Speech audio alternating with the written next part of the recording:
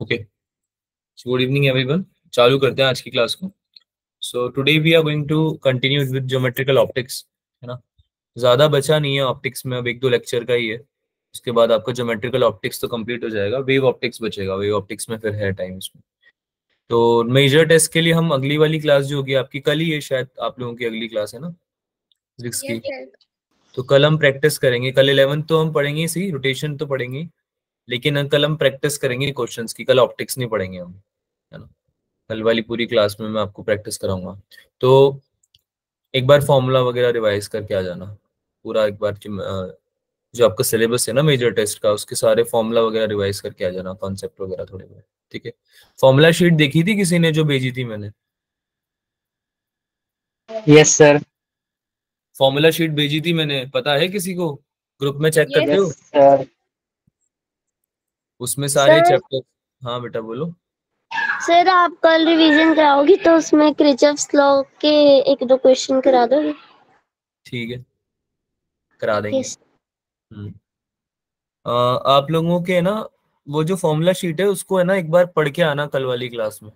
ठीक है। Formula at least याद होना चाहिए ना हमें। थोड़ा बहुत भी अगर कॉन्सेप्ट का आइडिया नहीं है, फॉर्मूला भी याद नहीं है, तो फिर बहुत ज्यादा दिक्कत होगी, क्योंकि फिर से पढ़ाना पड़ेगा थ्योरी मुझे ना, क्वेश्चन प्रैक्टिस नहीं कर पाएंगे अच्छे से। तो फॉर्मूला शीट सबमिट नहीं हुई, दिखनी नहीं। ग्रुप में होगी तुम्हारे महेश। अ, एक पीडीएफ शेयर की थी मैंने, है ना। पीडीएफ ही है वो, शीट का मतलब वो पीडीएफ है बेसिकली। उसमें क्या है कि फॉर्मूले सारे लिखे हुए हैं आपके सारे चैप्टर्स के, 11 12 के जितने भी चैप्टर्स है ना, पूरा सिलेबस, उसको फॉर्मूले लिखे हुए हैं। मेरे को अगर वो मिलती है तो मैं एक बार उसको फिर से पिंग कर दूंगा। ठीक है, ग्रुप में आप लोगों के फिर से पिंग कर दूंगा। नहीं तो तुम में से कोई भी कर देना। तुम लोग मैसेज नहीं भेज सकते क्या उस ग्रुप में? No sir. अच्छा हाँ, वही मैं पिछले ही पूछ रहा था अलाउड है या नहीं है। चलो कोई ना, मैं कर दूंगा वो तो, पिंग कोई इशू नहीं। हाँ वैसे आप लोग अगर मैसेज भेज पाओगे तो फिर तुम लोग उसमें अलग ही चैट बॉक्स बना दोगे अपना, है ना, बातें सर करना। मैं सेंड कर दूंगा सर फेस से ग्रुप में। कौन से ग्रुप में सर करोगे? फॉर्मूला डाउट शीट सर वाला? फिजिक्स। जी सर।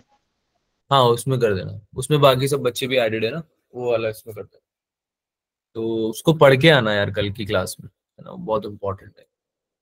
अ, अगर आपको नहीं उससे पढ़ना है तो कोई दिक्कत नहीं है, आप अपना खुद का पर्सनल अगर फॉर्मूला शीट आपने बनाई है आप उससे भी पढ़ सकते हो, मुझे कोई दिक्कत नहीं है। क्लास नोट से रिवाइज करना है वैसे रिवाइज करके आ जाना। क्योंकि क्लास में हम लोग क्या है कि पूरा टेस्ट का जो भी सिलेबस है, almost I guess 8 to 9 chapters हैं, है ना, ज्यादा ही होंगे।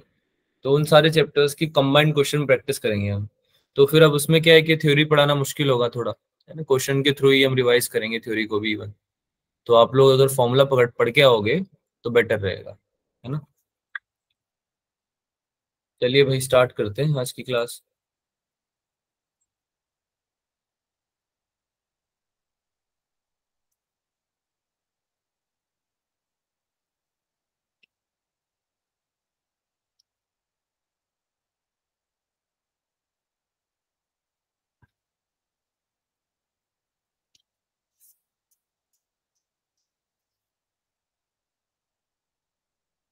Okay, let me know if my screen is visible. Sir visible है। Yes sir. सर तो कल हमने लास्ट वाली क्लास में क्या पढ़ा था बच्चों, कौन बताएगा? किसी को याद है लास्ट क्लास में सर क्या पढ़ा था? प्रिज्म। Sir prism. हाँ, टीआईआर और प्रिज्म, है ना। Prism sir. टीआईआर और प्रिज्म हमने पढ़ लिया था। तो प्रिज्म के बाद अब हम लेंस पे कंटिन्यू करते हैं। टीआईआर के मैंने कुछ क्वेश्चन भी दिए थे, करे थे सॉल्व होमवर्क में जो क्वेश्चन दिए थे? Yes sir. बताओ भाई, क्वेश्चन सॉल्व किए या नहीं करे? नहीं करे ना? सर। बेटा 2 क्वेश्चन दिए थे, 2 क्वेश्चन तो सॉल्व कर ही सकते थे यार, 2 क्वेश्चन ज्यादा होते हैं क्या? हम्म। 2 क्वेश्चन तो आप सॉल्व कर ही सकते हो, इसमें तो मुझे लगता नहीं इतना कोई ज्यादा था। आप अगर 11th पढ़ भी रहे हो तो भी 2 क्वेश्चन आप जो चैप्टर पढ़ के जा रहे हो यहाँ से क्लास में, उसके क्वेश्चन तो हाथों हाथ सॉल्व कर लिया करो। वरना वो टॉपिक फिर वापस से पढ़ना पड़ता है तुमको। कितनी बार मैं समझा चुका हूँ इस चीज को। अगर आपने कोई क्वेश्चन होमवर्क में दिया गया आप उसको नहीं कर रहे हो तो आपको टॉपिक फिर से पढ़ना पड़ेगा, और उसमें बहुत मेहनत और टाइम जाता है।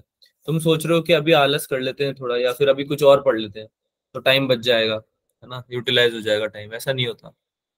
आप लोगों को अटेंशन देनी पड़ेगी इसको भी जो आप पढ़ रहे हो। थोड़ी सी देनी पड़ेगी, ज्यादा मत दो, थोड़ी तो दो। तो यार TIR के दोनों क्वेश्चन आप प्रैक्टिस कर लेना, उसमें कोई डाउट आता है तो बताना मुझे, ठीक है। अभी अब इस क्लास के बाद तो कर ही लेना, ओके। DPP लगाई थी क्या? DPP सॉल्व करी थी किसी ने? सर मॉड्यूल से किया था सर। सर जो डीपीपी भेजी थी ना आपने, उस सर्कुलर मोशन वाले के क्वेश्चन किए थे उसमें से। सर्कुलर मोशन के क्वेश्चन किए थे, वर्क पावर एनर्जी और रोटेशन मेनली आता है नीट में, है ना। सर्कुलर और सेंटर ऑफ मास उतना ज्यादा वेटेज रखता नहीं है, तो तुम लोग जो है वर्क पर एनर्जी के सारे जरूर लगा लेना। टाइम कम है इसलिए बता रहा हूँ मैं, ऐसा नहीं बोल रहा हूँ कि सर्कुलर के नहीं लगाने या सेंटर ऑफ मास के नहीं लगाने।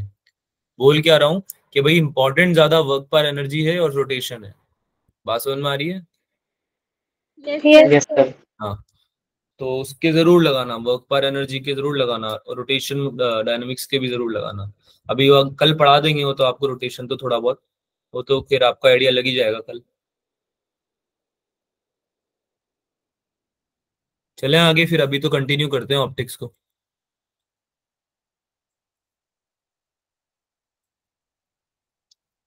ठीक है, तो हमने ना लास्ट वाली क्लास में पढ़ा था टोटल इंटरनल रिफ्लेक्शन, एंड हमने पढ़ा था क्या? प्रिज्म, है ना।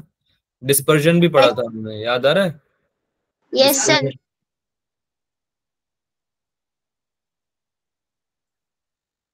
तो आज वाली क्लास में हम लेंस से स्टार्ट कर रहे हैं बच्चों, है ना। आज वाली क्लास में हम करेंगे एक तो refraction through the spherical shapes, है ना, जैसे स्फेरिकल सर्फेसिस, कर्व्ड सर्फेसिस, और हम पढ़ने वाले लेंस को, ठीक है। तो देखो इसमें रिफ्रैक्शन हम तुम पढ़ चुके हो, ग्लास स्लैब से तुमने पढ़ लिया, है ना। उसके बाद तुमने TIR पढ़ लिया कि क्या होता है अगर रिफ्रैक्शन रिफ्लेक्शन में कन्वर्ट हो जाता है तो, है ना, कौन सा एंगल पे लाइट को इंसिडेंट करो कि रिफ्लेक्शन में कन्वर्ट हो जाए। उसके बाद तुमने प्रिज्म से भी रिफ्रैक्शन पढ़ लिया, है ना, डिस्पर्जन वगैरह पढ़ लिया कि भाई व्हाइट लाइट कैसे रिफ्रैक्शन की हेल्प से स्प्लिट हो जाती है अपने कॉन्स्टिट्यूएंट कलर्स में, है ना, अलग अलग वेवलेंथ के, राइट। अब हम कर्व्ड सरफेस से भी एक बार देख लेते हैं। तो इसका तो कुछ नहीं, एक फॉर्मूला होता है बेसिकली। आपको बेसिकली क्या है कि पूछा जाएगा कि इमेज कहाँ बन रही है ना, या फिर आपका ऑब्जेक्ट कहाँ सिचुएटेड है। जो हमने बेसिक फॉर्मूले पढ़े थे, मिरर फॉर्मूले पढ़े थे, और उसके बेसिस पे जो क्वेश्चंस किए थे ना, वैसे ही क्वेश्चंस बनते हैं इस पे। तो होता क्या है कि आपने देखा होगा कभी कोई कर्व्ड सरफेस है तो उस पे इमेज जो बनती है वो थोड़ी अलग तरीके से बनती है। जैसे कि यहाँ पे आप देख सकते हो कि एक छोटा सा ग्लोब रखा हुआ है, छोटा सा स्फेयर रखा हुआ है ग्लास का, और उस पे इन्वर्टेड इमेज बन रही है ना, दिख रहा है? Yes yes yes sir. Inverted image बन रही है पेड़ की, ठीक है। अब इसकी डिस्टेंस कितनी है, इमेज कैसे बन रही है ना, ऑब्जेक्ट डिस्टेंस कितना है, उस हिसाब से साइज कैसे चेंज होगा, ये सब पढ़ेंगे हम, ठीक है। ये कुछ एग्जांपल्स हैं। कोई किसी ने हैंड रेस किया था क्या? No sir. Good evening Rani. तो समझते हैं यार कैसे निकालते हैं ना। तो इसके लिए छोटा सा एक डेरिवेशन हम कर रहे हैं। हमने एक कर्व्ड सरफेस ले ली है बच्चों, this is a curved surface, ठीक है। इससे रिफ्रैक्शन हो रहा है। अब देखो रिफ्लेक्शन रिफ्रैक्शन दोनों होता है, ये तो तुमको पता है ना ये बात, कि हर सरफेस यस से सर। रिफ्लेक्शन भी होता है, रिफ्रैक्शन भी होता है ना। कंप्लीटली बहुत मुश्किल है ऐसी सरफेस बनाना, मैं ये नहीं बोल रहा इम्पॉसिबल है, लेकिन बहुत मुश्किल है ऐसी कोई सरफेस बनाना जिससे कि केवल रिफ्लेक्शन हो जाए या फिर केवल रिफ्रैक्शन हो जाए, है ना। और थोड़ा बहुत एब्जॉर्प्शन भी होता है, याद आ रहा है, बताया था मैंने, एब्जॉर्ब भी करते हैं यस थोड़ी सर। लाइट, है ना। तो अभी हम जो बात करते हैं ये सब वैसी सरफेसेस की बात करते हैं जिनसे मेजोरिटी में रिफ्रैक्शन हो रहा हो या फिर रिफ्लेक्शन हो रहा हो। अभी जैसे तुम ग्लास सरफेस ले लेते हो, पॉलिश ग्लास सरफेस, तो तुमको पता है कि उससे अधिकतर रिफ्लेक्शन होता है, राइट। उसका मतलब ये थोड़ी नहीं कि रिफ्लेक्शन नहीं होता है, रिफ्लेक्शन भी होता है, लेकिन हम रिफ्लेक्शन अच्छा खासा होता है तो हम देख सकते हैं इतना होता है रिफ्लेक्शन कि हम उसको ट्रेस कर सकते हैं, है ना। उसमें हम रे डायग्राम वगैरह बना सकते हैं, इमेज ऑब्टेन कर सकते हैं मेनली, है ना। तो सेम तरीके से हम ऐसा सरफेस ले रहे हैं यहाँ पे, कर्व्ड सरफेस, जिससे कि रिफ्रैक्शन पॉसिबल है। तो आप यहाँ पे देख सकते हो कि ऑब्जेक्ट से लाइट निकली, है ना, इस सरफेस पे इंसिडेंट हुई, और उसके बाद इसने क्या किया, रिफ्रैक्शन शो किया। दिख रहा है आपको रिफ्रैक्शन दिख रहा है? नॉर्मल के यस टूवर्ड्स बेंड हुई है ये। नॉर्मल कौन सा है? ये वाला। समझ में आ रहा है diagram? Yes yes sir. Sir. ना, नॉर्मल की तरफ बेंड हुई है ये, अगर नॉर्मल से अगेंस्ट बैंड होती तो फिर इधर की तरफ कहीं जाती, है ना, जबकि इधर गई नहीं, क्यों जाएगी इधर? अगर हम अज्यूम कर रहे हैं कि इधर रेयर मीडियम है और इधर कौन सा है सरफेस में, denser.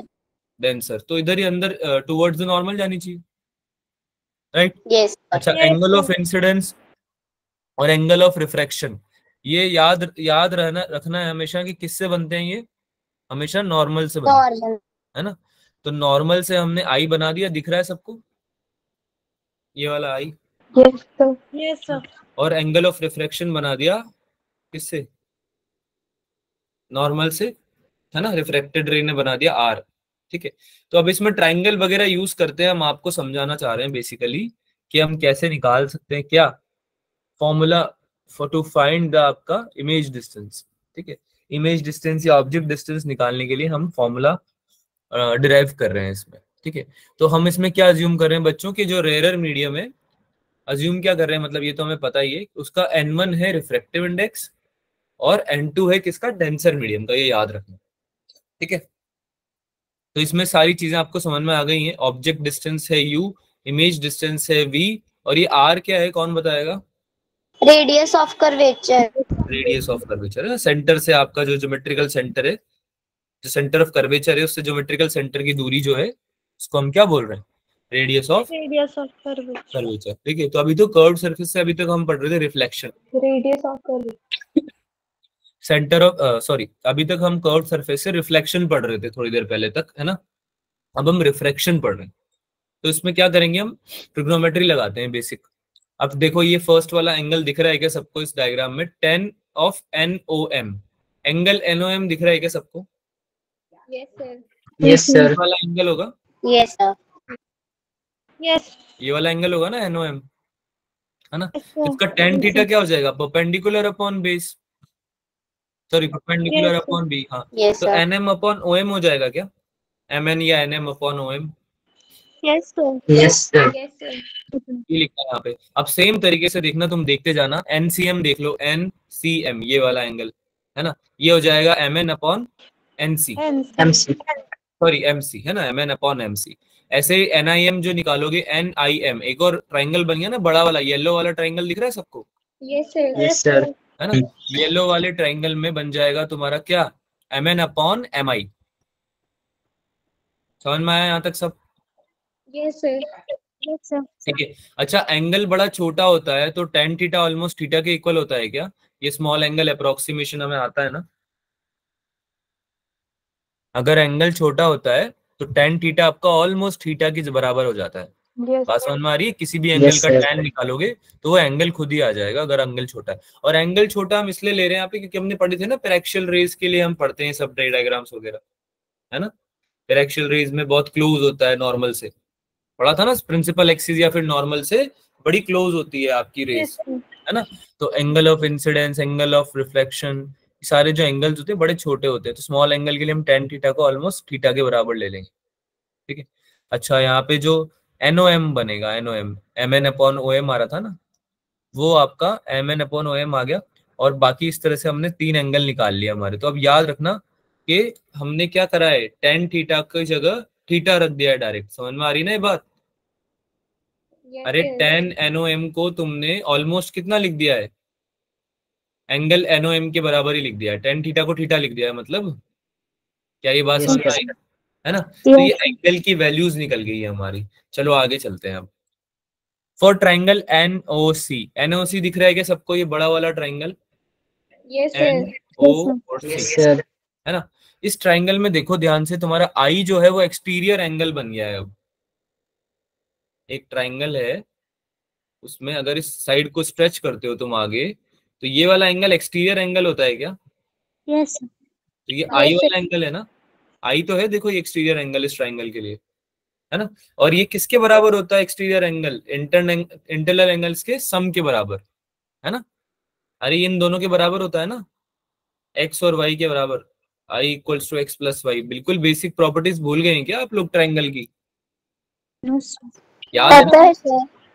I equals to X plus Y होता है ना, ये तो पता ही है तुम लोगों को। Yes sir. यहाँ पे देखो ध्यान से, आई इक्वल्स टू क्या हो जाएगा, NOM प्लस NM NCM, यही हो जाएगा दोनों इंटरनल एंगल्स के बराबर, यस सर। ठीक है, तो ये आपको एक आपका रिलेशन निकल गया आई और एंगल्स के साथ में। ठीक है, अब आई इक्वल्स टू एनओएम की जगह मैं क्या रख दूंगा, M N upon O M रख दूंगा, रिप्लेस कर रहा हूं ना तो वैल्यूज में ये वाली वैल्यूज। Yes sir. ठीक है, तो आई की वैल्यू आ गई। सिमिलरली ट्राइंगल एनसीआई देखो, एनसीआई में आपका एनसीएम जो है वो एक्सटर्नल एंगल है, राइट। एनसीआई वाला ट्राइंगल दिख रहा है सबको? Yes yes sir. सर। देखो मैं इसको यहाँ मिटा भी देता हूँ, तुमको एनसीआई अलग से बना के दिखा देता हूँ मैं। ये ऐसा कोई ट्राइंगल है ना एक, जो है ना, इसमें यहाँ पे जो है ये वाला एंगल तो आर है, ये वाला एंगल कितना है, एंगल एनआईएम है, राइट। और ये एंगल जो आ जाएगा आपका, ये एंगल, ये एक्सटीरियर एंगल आएगा क्या, yes sir. Yes sir. Angle NCM, ये एक्सटीरियर एंगल है। तो एनसीएम बराबर किसके होना चाहिए, आर प्लस एनआईएम के, ना यही तो लिखा है हमने यहाँ पे। ठीक है, तो आर का रिलेशन भी आ गया बेसिकली एनसीएम और एनआईएम में, M N upon M C minus M N upon M I. ये आई और आर के दोनों रिलेशन समझ में आ गए ना आप लोगों को ट्रिग्नोमेट्री से? Yes geometry sir. और बेसिकली हमने थोड़ी सी ज्योमेट्री यूज करी है। ठीक है, चलिए भैया आगे चलते हैं। तो आई और आर अगर कोई आपसे पूछे ट्राइंगल में, ट्राइंगल बनवा के, या फिर आपसे बेसिकली ज्योमेट्री आपको दे दे, एंगल वगैरह दे दे, तो आप आई और आर निकाल सकते हो। ठीक है, ये आपको डिराइव करवाने का रीजन ये है कि तुम इस फॉर्मूले को रटो नहीं, है ना, ये कोई फॉर्मूला नहीं है बेसिकली रटने के लिए, ये आपका ऑब्टेन्ड रिजल्ट है ना। तो अगर याद रह जाता है तो बहुत बढ़िया बात है, कोई दिक्कत नहीं है, लेकिन नहीं भी याद रहता है तो याद करने की जरूरत ही नहीं है, क्योंकि हम लोग निकाल सकते हैं ना ये तो। अरे समझ में आ गया ना कैसे निकाला है, तो निकाल सकते हैं ना जब क्वेश्चन आए तो अगर। ठीक है, वैसे भी हमसे ये पूछा नहीं जाएगा, हमसे पूछा जाएगा रिलेशन, जैसे हमने फॉर्मूला बनाया था ना, मिरर फॉर्मूला, वैसे स्फेरिकल सर्फेसिस पे जब रिफ्रैक्शन होता है तो उसका भी एक फॉर्मूला होता है। तो उसको कैसे निकालेंगे, स्नेल्स लॉ लगाते हैं, n1 sin i equals to n2 sin r। Small angles के लिए साइन थीटा ऑलमोस्ट किसके बराबर होता है, थीटा के बराबर, है ना, tan थीटा दोनों, राइट। तो n1 sin i की जगह क्या लिख सकते हैं, n1 i लिख सकते हैं क्या, अगर i छोटा है तो? Yes sir. Yes sir. r की जगह, साइन r की जगह r लिख सकते हैं, n1 i equals to n2 r हो जाएगा। अब तुम रिप्लेस कर दो i की जगह mn upon om plus mn upon mc, जो ऊपर रिजल्ट निकाले थे ना तुमने, ये देखो इसको 1 बोल देते हैं। ठीक है, तो ये फ्रॉम 1, इक्वेशन 1 आपने रिप्लेस कर दिए सारी वैल्यूज। ठीक है, तो ये आ गया n1 upon O M plus n1 upon M C into M N equals to n2 upon M C minus n2 upon M I n2 M N. ठीक है, इसको जब आप सॉल्व करोगे, सॉल्व कैसे करेंगे भाई, ये एम एन से तो एम एन कट जाएगा, राइट। Yes sir. कोई doubt? No sir. No sir. M C वाली जो क्वांटिटी है इसको हम एक तरफ ले जा सकते हैं ना, दोनों डिनोमिनेटर कॉमन आ रखे हैं तो, है ना। Yes sir. एमसी वाली क्वांटिटी को एक तरफ ले गए, राइट हैंड साइड ले गए, और n2 माइनस n1 हो जाएगा न्यूमरेटर में, और OM और MI को एक तरफ ले गए तो ये बन जाएगा n1 upon OM plus n2 upon MI equals to n2 minus n1 upon MC। अब ध्यान से समझो, OM क्या था, क्या OM ही तुम्हारा U था क्या, object distance? Yes sir. Yes sir. OM को रिप्लेस करेंगे U से नहीं, माइनस U से। माइनस U से क्यों करा बच्चों? सर क्योंकि वो पोल के पहले आ रहा है ना, तो हाँ, लेफ्ट हैंड साइड में है। साइन कन्वेंशन क्या बोलते हैं हम, साइन कन्वेंशन भूल गए हैं क्या सारे? याद है ना हमें साइन कन्वेंशन तो, है ना। According to sign convention left वाली चीजें हम नेगेटिव लेते हैं, तो यू हो जाएगा माइनस। अच्छा, वी हमारा राइट साइड में बन रहा है, इमेज तो हमारी राइट में बन रही है ना, तो वो यस तो सर। प्लस वी हो जाएगा। और तुम्हारा रेडियस ऑफ कर्वेचर भी राइट साइड में है, तो वो भी यस प्लस आर सर। हो जाएगा, है ना। तो फॉर्मूला क्या बन गया रिप्लेस करने के बाद, n2 upon v minus n1 upon u equals to n2 minus n1 upon r। इन सब में वैल्यू आपको मतलब तो पता है ना सबका, v का, u का और r का, और n1 n2 का। Yes sir. ठीक है, तो ये फॉर्मूला जो है आपको याद रखना है, ये इंपॉर्टेंट फॉर्मूला है। ठीक है, समझ में आया सबको क्या, यस सर। कोई डाउट? Yes sir. है ना, चलो ये फॉर्मूला नोट करो, फॉर्मूला नोट करो अपनी नोटबुक में।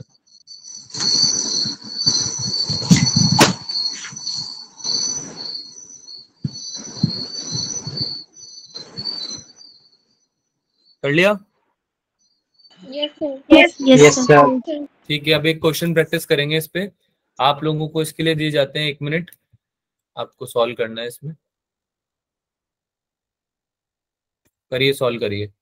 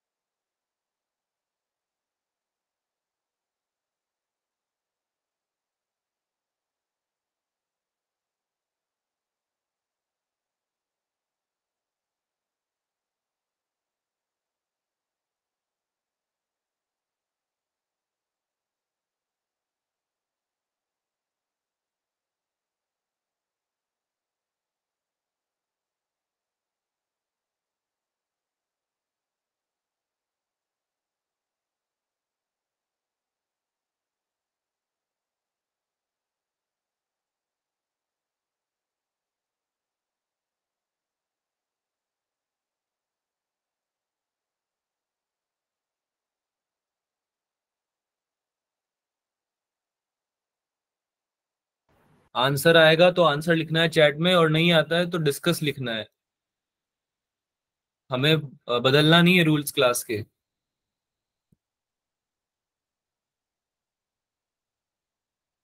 सर क्वेश्चन समझ में नहीं आ रहा सर। क्वेश्चन समझ में नहीं आया बेटा? इमेज की पोजीशन निकालिए ना। एक स्फेरिकल आपको शेप दे रखी है, स्फेरिकल सरफेस दे रखा है ना? Observer, yes sir. ऑब्जर्वर के ऊपर तुम्हारा ऑब्जेक्ट है जो, उससे वहां से इफ बोल रहा है कि when a point object is placed in a sphere of ROC 20 centimetre, तो आपको आरओसी कितना है? 20 सेंटीमीटर, है ना? और तुम्हारा जो ऑब्जेक्ट है उसको तुमने अंदर रख दिया है। बात समझ में आ रही है? ए फेस से अंदर रख दिया है ऑब्जेक्ट को। Yes sir. किसी भी साइड हो सकता है ना ऑब्जेक्ट, तो जरूरी थोड़ी है कि एक ही तरफ होगा, यस सर। राइट? तो एक तरफ रख दिया है। अब तुमसे पूछा जा रहा है कि बता दीजिए आप कितना आने वाला है आपका आंसर इमेज का। सर जहाँ पे ऑब्जर्वर खड़ा है वहां पे बनेगी ना इमेज? क्या लगता है कहाँ बननी चाहिए? वहां पे ही बनेगी। वो तो तुम ऐसे कैसे बता सकते हो बेटा? 30 सेंटीमीटर है तुम्हारा ये ऑब्जेक्ट डिस्टेंस, ठीक है? तो ये बोल रहा यस। है कि when object point is placed in sphere of, from face A से रखा हुआ है आपने, ए फेस से रखा हुआ है, ठीक है? तो आपको ऑब्टेन जो करनी है वो आपको करनी है राइट साइड में भी, तो स्फेरिकल शेप ही है आपका। यस। तो आपको यू जो लेना है, आपको यू जो लेना है वो लेना है लेफ्ट में ही, ठीक है? राइट साइड वाला जो पार्ट है ना आपका, आपको देखो ऑब्जर्वर दे रखा है बाहर की तरफ, बाहर की तरफ ऑब्जर्वर दे रखा है। तो तुमको तुम्हारा जो इमेज बनेगा वो तो राइट साइड में ही बनेगा अभी भी। बात समझ में आई? ऑब्जेक्ट जब यस इतना सर। कर रखा है ना, तो तुम्हारा ऑब्जर्वर राइट साइड में थोड़ी ना है, तुम्हारा ऑब्जर्वर लेफ्ट साइड में, तो बाहर से देख रहा है ना? तो तुम्हारा इमेज जो बनेगा वो तो राइट साइड में ही बनेगा। तो आप लोग यू और आर दोनों को क्या लोगे? नेगेटिव ही लोगे इसमें। यू और आर को नेगेटिव लोगे क्योंकि आप राइट वाली जो सरफेस है ना उससे आप रिफ्रैक्शन निकालना चाह रहे हो। मुझे समझ में आ गया, तुम्हें क्या समझ में नहीं आया? स्फेरिकल सरफेस है पूरा, तो जरूरी थोड़ी है यहीं से रिफ्रैक्शन होगा, यहाँ से भी तो हो सकता यस सर। है ना? तो आप लोगों को यू और आर को दोनों को नेगेटिव लेना है। मैं यहाँ पे लिख देता हूँ ताकि तुम कंफ्यूज ना हो। यू इक्वल्स टू -30 सेंटीमीटर ले लो, और आर इक्वल्स टू कितना दे रखा है क्वेश्चन में? 20, -20 सेंटीमीटर ले लो। अब लगाओ तुम ये फॉर्मूला। अब बताओ आंसर आ रहा है क्या? सर हाँ, N1 और N2। N1 की वैल्यू और N2 की वैल्यू कितनी लेंगे ये पूछ रहे हो? Yes sir. बेटा सर N2 N1 की। हो जाएगा, N1 हो जाएगा 2 आपका, क्योंकि ऑब्जेक्ट N1 के अंदर रखा हुआ है। Yes sir. और N2 और 1। N2 की वैल्यू 1 हो जाएगी क्योंकि ऑब्जर्वर आपका बाहर है। बात समझ में आई? Yes sir. आपका ऑब्जेक्ट रखा हुआ है अंदर, तो n1 की वैल्यू 2 ले लो और n2 की वैल्यू 1 ले लो, क्योंकि ऑब्जर्वर बाहर है स्फेरिकल सरफेस के।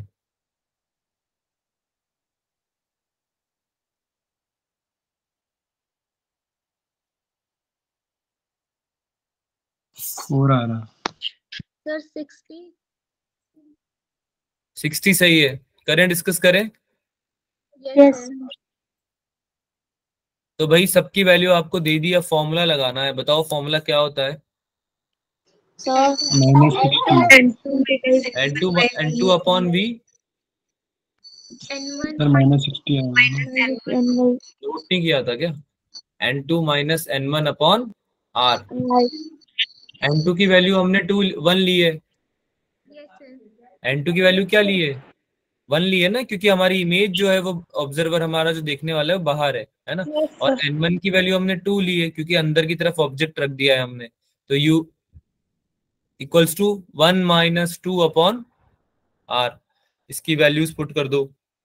1 अपॉन v तो निकालना ही है, -2 अपॉन -30 इक्वल्स टू कितना हो गया? -1 अपॉन r की जगह क्या रखूंगा? -20। -20 अपॉन v कितना आया?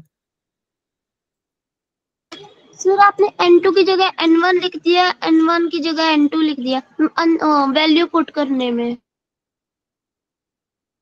क्या बात कर रहे हो? n2 तो n2 की 2 जगह था ना। n2 1 है 2 बेटा, 1 था। लिखा तो हुआ है तो फिगर में देखो ना। बेटा। ये ऐसे थोड़ी ना होता है कि यहाँ से हमने चलना चालू किया है लाइफ में, अब जो जो आता जाएगा, पहले n1 आया तो पहले इसको n1 बोल देंगे, फिर बाद में ये आया तो इसको n2 बोल देंगे। ऐसा होता है क्या लाइफ में? No sir. बताओ फिर कैसा होता है? ऑब्जेक्ट जहाँ पे रखोगे उसको n1 बोल रहे हो ना आप? Yes yes sir. अरे यार कमाल कर रहे हो। ये तुम्हारा ऑब्जेक्ट रखा था यहाँ पे बाहर, तो तुमने n1 ये लिया था ना ऑब्जेक्ट के हिसाब से, हाँ या ना? Yes sir. वैसे भी n1 के नीचे डालते ना यू वाला फैक्टर, तो फॉर्मूला दिख रहा यस है। तो यहाँ पे तुम्हारा ऑब्जेक्ट अंदर है ना बेटा, तो ये वाला बनेगा ना n1। तो बात समझ में आई क्यों लिया इसको n1? Yes sir. बात समझ में आई? ठीक है। तो इसलिए मैंने यहाँ पे n2 को 1 लिया और n1 को 2 लिया है। तो थोड़ा सा कंफ्यूजिंग इसलिए ये क्वेश्चन, वरना इतना इजी नहीं बन जाएगा अगर बिल्कुल तुम्हें सब कुछ ही ऐसा दे देंगे तो क्वेश्चन का मतलब क्या रहेगा? फिर तो बहुत इजी क्वेश्चन बन जाएगा वो, है ना। यही तो समझने वाली बात थी इसमें, कि आपका जो ऑब्जेक्ट है उसको आपको n1 लेना है ना, उस वाले रिफ्रैक्टिव इंडेक्स को जहाँ पे ऑब्जेक्ट है आपका। राइट। चलो भाई इसको सॉल्व करो जल्दी से। क्या आ रहा है ये? 1/20 प्लस ये इधर आ जाएगा 2 अपॉन -30। यही बन रहा है क्या? Yes sir. कि कुछ और बन रहा है? Sir answer -60 centimetre. ये प्लस का था, इधर माइनस आ जाएगा, तो ये आंसर आ जाएगा आपका कितना? माइनस नहीं आएगा, प्लस आएगा बेटा। v इक्वल्स टू 60 सेंटीमीटर आ रहा है क्या? सॉल्व किया? Yes sir. ठीक है, आगे चलें। Yes sir. इसमें डाउट तो नहीं किसी को? बोलो बेटा, डाउट है किसी को? नो सर, क्लियर हो गया। आगे चलते हैं, लेंथ समझते हैं।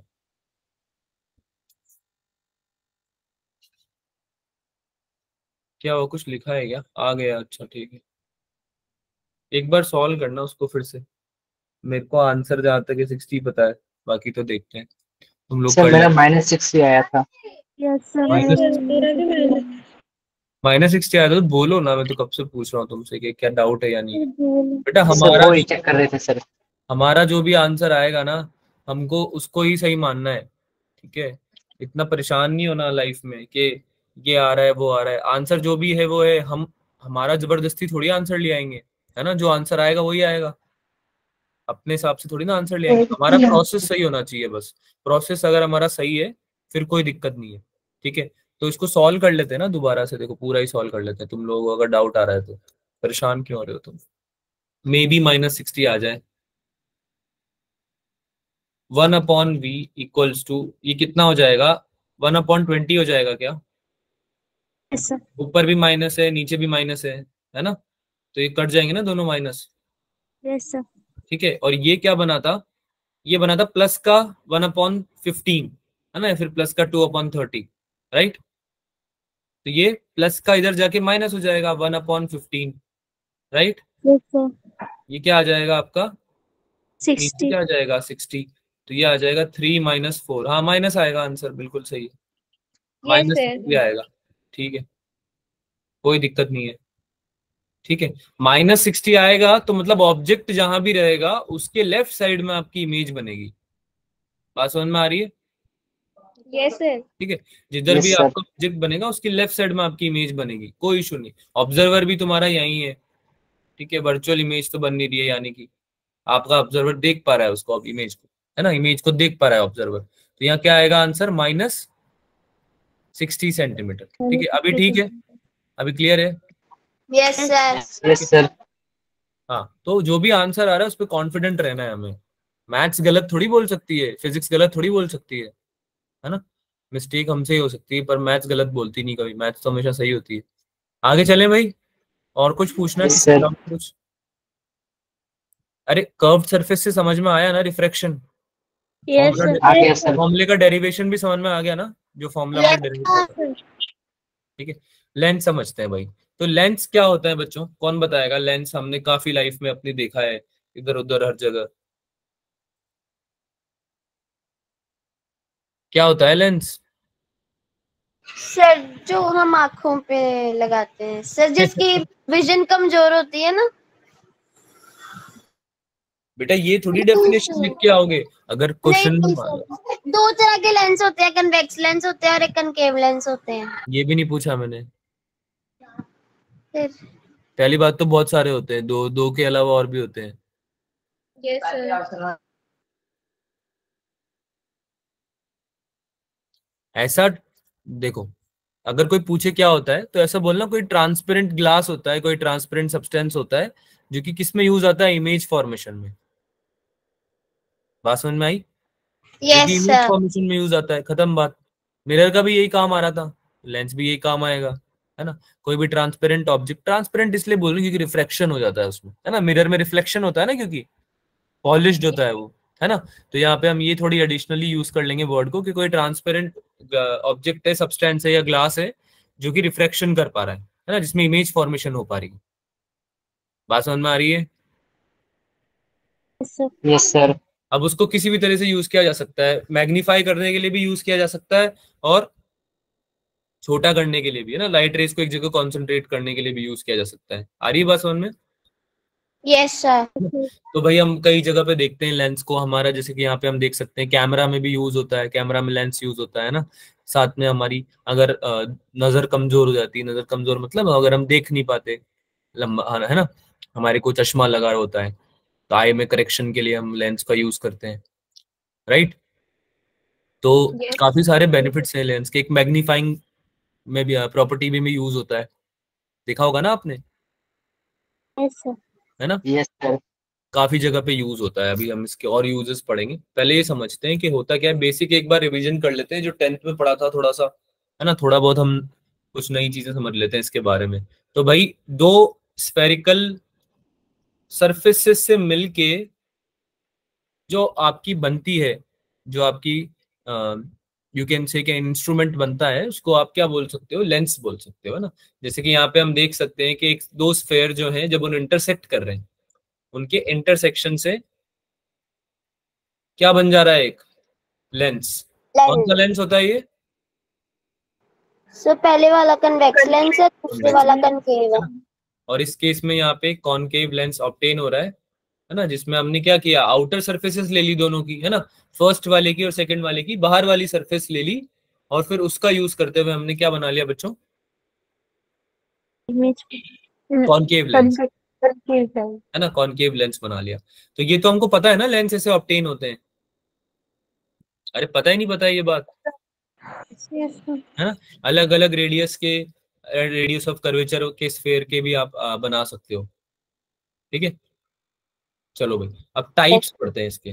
ये आप लोग ने थोड़ा बहुत बचपन में पढ़ा था कि कॉनकेव और कॉन्वेक्स होते हैं, है ना। लेकिन हमको आइडिया है थोड़ा बहुत ये कि बहुत सारे टाइप होते हैं। अगर हम कॉनकेव और कॉन्वेक्स का भी यूज करें, ठीक है, तो भी हम बहुत सारे बना सकते हैं। जैसे कि अगर कॉन्वेक्स हम बोलें तो उसको बाई कॉन्वेक्स बोलते हैं वैसे तो, क्योंकि उसमें दोनों तरफ क्या होती है, कॉन्वेक्स साइड होती है। ऐसे ही बाई कॉनकेव बोलते हैं कॉनकेव वाले को, क्योंकि उसमें दोनों साइड क्या होती है, कॉनकेव साइड। अगर केवल एक साइड को हम कॉन्वेक्स बना दें लेकिन दूसरी साइड लेंस की हम प्लेन रख दें, तो उसको हम क्या बोल देंगे भाई, प्लेनो कॉन्वेक्स। क्या बोल देंगे, प्लेनो कॉन्वेक्स, है ना। और एक साइड कॉन्वेक्स बना दें लेकिन एक साइड कॉनकेव बनाए, तो उसको बोलते हैं कॉनकेवो कॉन्वेक्स, ठीक है। सेम तरीके से हम ये कॉनकेव के साथ भी कर सकते हैं, प्लेनो कॉनकेव और कॉन्वेक्सो कॉनकेव बना सकते हैं। अब इसमें जो मेन बात है समझने की ये है कि ये कन्वर्जिंग लेंस होते हैं, है ना। जैसे हमें पता है ना, एक कॉन्वेक्स लेंस जो होता है उसमें जो पैरेलल लाइट आती है वो कन्वर्ज हो जाती है ना एक जगह पे, Yes, sir. पढ़ा हुआ है ना ये, तो हमने एक जगह पे कन्वर्ज हो जाती है। कन्वर्जिंग मतलब एक जगह पे कॉन्सेंट्रेट होना, है ना। और डाइवर्जिंग मतलब एक जगह से कहीं हो जाना। बात समझ में आती है। Yes, ये याद रहेगा आपसे कि कौन से लेंस जो होते हैं वो कौन से कन्वर्जिंग होते हैं और कौन से डाइवर्जिंग होते हैं। यस ये कुछ क्वेश्चन प्रैक्टिस करेंगे हम इन पे भी। कॉम्बिनेशन ऑफ लेंसेज पढ़ेंगे हम, मोस्ट प्रोबेबली अगली क्लास में पढ़ेंगे, ठीक है। तो कॉम्बिनेशन में भी हम कुछ क्वेश्चन करेंगे, उसमें समझ में भी आएगा कि कैसे कॉम्बिनेशन ऑफ लेंसेज जो है वो बेसिकली एक्ट करते हैं, है ना, कैसे उनसे इमेज फॉर्मेशन होती है, ठीक है। तो अभी तो बेसिक रिव्यू ले रहे हैं हम सब चीजों का। कॉन्वेक्स लेंस जो होता है आपका, convex lens is thicker at the centre than at the edges, है ना। बीच से बड़ा होता है, थिकर होता है थोड़ा, है ना। और जो साइड होती है वहां से इतना बड़ा नहीं होता, पतला होता है, ठीक है। ये कॉन्वेक्स लेंस का प्रॉपर्टी होता है। Convex lenses it reflects parallel light rays of light so that it meet at a focal point. अब इसमें जो फोकस होता है वो राइट साइड में आता है ना, क्योंकि पैरेलल लाइट जो है वो क्या हो जाती है आफ्टर रिफ्रैक्शन, क्या हो जाती है बच्चों, कन्वर्ज कन्वर्ज हो जाती है ना। सेम तरीके से कॉनकेव लेंस में क्या हो जाता है, फोकस आपका लेफ्ट साइड में लाई करता है। क्यों, क्योंकि आपकी लाइट रेस क्या हो रही है, पैरेलल रेस, डाइवर्ज। तो ये समझ में आता है ना दोनों का मतलब, कन्वर्ज और डाइवर्ज का मतलब काम आएगा ये डायग्राम्स वगैरह बनाने में, है ना। Concave lens spread out parallel light ray so that they appear to meet at a focal point. Appear to meet मतलब एक्चुअली मीट कर रही है क्या, नो सर एक्चुअली तो रिफ्लेक्शन के बाद वो आगे चली जाती है, देखो आगे चली गई ना, है ना। लेकिन ऐसा लगेगा कि वो मीट कर रही है, एक मतलब अपीयर टू मीट है एक पर्टिकुलर पॉइंट पे, जहां पे उसको क्या बोल देंगे हम, फोकस बोल देंगे ना, पॉइंट पे मीट करे ऐसा लगता है, ठीक है। और इसकी डेफिनेशन यही होती है कि बीच में से थिन होता है और आउटर एजेस से थोड़ा बड़ा होता है, ब्रॉड होता है, ठीक है। ये आप डेफिनेशन अगर कोई पूछ ले तो आप ये बताएंगे, ठीक है। चलिए भाई, थोड़ा सा हम बेसिक चीजों को रिवाइज कर लेते हैं। जैसे कि एफ क्या होता है, फोकल पॉइंट, है ना। फोकल पॉइंट आता है आपका एफ। तो दो फोकस होते हैं क्या इसके बच्चों, हर लेंस के, यस सर। है ना। दो साइड है ना बच्चों, देखो एक तो ये साइड हो गई, एक ये साइड हो गई। तो इसका फोकस तो इधर आएगा, है ना, और इसका फोकस किधर आएगा, इधर आएगा। बात समझ में आ रही है यस सर। है ना। एक होता है प्राइमरी फोकस, एक होता है सेकेंडरी फोकस, ये पता है। Yes, sir. Yes sir. एक होता है प्राइमरी फोकस, वो लेंस पे डिपेंड करता है ना, कौन सा लेंस है। एक होता है सेकेंडरी फोकस।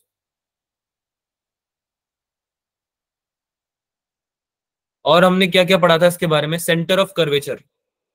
अब दो ऑब्वियसली दो स्फेरिकल सरफेस हैं, तो सेंटर ऑफ कर्वेचर भी दो होंगे, है ना। दो स्फेयर से मिलके बना है ना, क्योंकि अरे पढ़ा था ना हमने, यहाँ पे देखो दो सेंटर ऑफ कर्वेचर है ना।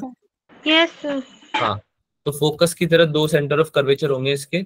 रेडियस ऑफ कर्वेचर तो निकल ही जाएगा सेम उसी तरीके से। अच्छा, इसकी फोकल लेंथ जो होती है वो भी पता है आप लोगों को क्या होती है ना। ऑप्टिकल सेंटर से ले लेते हैं आप एफ फोकस, फोकस तक की जो लेंथ है उसको। ऑप्टिकल सेंटर ऑफ लेंस क्या होता है,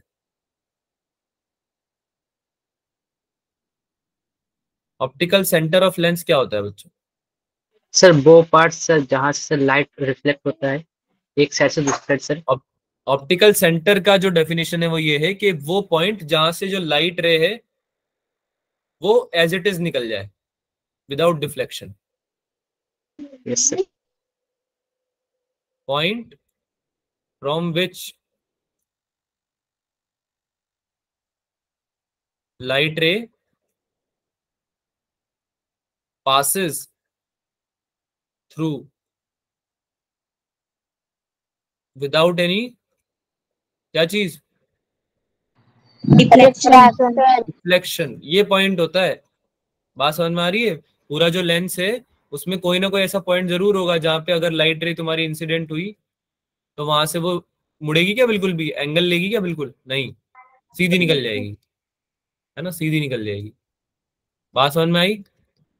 तो उस पॉइंट को क्या बोल दोगे, उस पॉइंट को क्या बोल दोगे, ऑप्टिकल सेंटर। ठीक है, ओ या ए कुछ भी लिख दो उसको, जो भी लिखना चाहो। ठीक है, ज्योमेट्रिकल सेंटर भी होता है ये, ज्योमेट्रिकल सेंटर समझते हो ना, ज्योमेट्री के हिसाब से जो सेंटर आता है ना, वो भी ज्योमेट्रिकल सेंटर भी होता है। तो इमेज फॉर्मेशन बाय लेंसेज समझते हैं। Ray parallel to the axis refracts through F, जो पैरेलल रेज है वो आपकी कहाँ से रिफ्रैक्ट करेगी, एफ से रिफ्रैक्ट करेगी, है ना। पास कहाँ से करेगी, एक बार रिफ्रैक्शन के बाद एफ से पास करेगी, है ना, फोकस से पास करेगी आपकी। ठीक है, और उसके बाद आपकी एक लाइट रे, जैसे कि हमने ये अभी समझा ना, ऑप्टिकल सेंटर से सीधी निकल जाती है, देखो सीधी आई ना, Yes, है sir. ना। तो ये दोनों लाइट रेज जिस पॉइंट पे मीट करेगी वहां पे हम क्या बता देंगे कि भाई इमेज बन गई। ठीक है, तो बिल्कुल मिरर्स में जैसे बनाते थे ना तुम लोग, एक मिरर में तुमको दे देता था तो तुम बोलते थे कि एक पैरेलल लाइट रे ड्रॉप कर दो सर, फोकस से निकाल दो, है ना। और एक ऑब्जेक्ट से, अगर आप ऑब्जेक्ट की बात कर रहे हो तो एक फोकस से निकाल दो, फोकस से निकलने के बाद पैरेलल हो जाएगी। अरे यही बोलते थे ना, ऐसे ही बनाते ना इमेज, है ना। तो ये इमेज बन जाएगी, ये आपकी इमेज बन जाएगी, यही बोलते थे ना तुम सेम तरीके से यहाँ पे भी बना सकते हो। लाइट रे को तुमने पैरेलल डाला, फोकस से निकाल दिया, ऑप्टिकल सेंटर से निकाला तो सीधी निकल गई, जिस पॉइंट पे दोनों लाइट रेज मिल जाएंगी वहां पे इमेज बन जाएगी। बात समझ में आई? Yes, sir. ठीक है, तो यहाँ पे जैसे कि क्या बन रही है इमेज आपकी, रियल और इन्वर्टेड, है ना, और बड़ी बन रही है, लार्ज इन साइज। ठीक है, rays passing through F refracts parallel to the axis, जो एफ से पास कर रही है, देखा है आपने ये वाली लाइट रे, ये वाली लाइट रे देखी, एफ से पास करती हुई, है ना। तो जैसे ही इंसिडेंट हुई फोकस से पास करती हुई लाइट, क्या हो गई ये रिफ्रैक्शन के बाद, क्या हो गई बच्चों, पैरेलल टू द प्रिंसिपल हाँ axis. Parallel to the principal axis हो गई है। ठीक है, rays passing through centre of lens goes unreflected, ये हम पढ़ चुके हैं। तीन तरह की लाइट रेज हैं, अगर ये तीनों को आप याद रख लोगे तो आप कोई भी रे डायग्राम बना सकते हो, आपको बस ये तीन याद रखनी है, हो जाएगा। याद है तो already. Yes, sir.